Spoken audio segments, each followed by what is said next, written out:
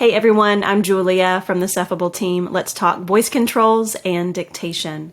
First, voice controls are words or phrases that you can use to control your computer where you would otherwise use your keyboard and your mouse. And those are found inside your Cephable profile that you have set up. Dictation, on the other hand, is allowing Cephable to type exactly what you say, where you want to say it, whether that's in a word processing document, a text box, searching for things on the internet. Next, from the dashboard, we need to make sure that we have a profile that includes voice controls. I love starting with the writing and editing templates built straight into the Cephable app. So let's click in, view the profile, and we can see that we have lots of voice controls here by the icon for things like bold and italicize. And also built into these writing and editing templates, we also have default keys and buttons. So every key and mouse click has a built-in voice control. Let's see them in action. Now that our profile is ready, we always have to hit Start Microphone so that Cephable can start processing our speech. And we need to open the app or program that we want to use our voice controls with.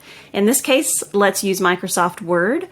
And in this mode, listening, Cephable is going to be listening for the voice controls in my profile or a trigger word to start dictation. Select line, bold, release highlight, type, "Would you like to go out to eat?" ? Enter. Type, "That sounds fun!" ! So let's switch modes and go into full dictation mode where we no longer have to use our trigger word, but just know you can't use your voice controls in this mode, but we can easily switch between them with our voice. Start dictation. "How far away is the restaurant?" ? "I'm really hungry!" ! Stop dictation. So as you can see, the voice overlay changes from listening to dictation as you use your voice. You can also hit pause here on the voice control overlay, or this keyboard button will switch to dictation mode also.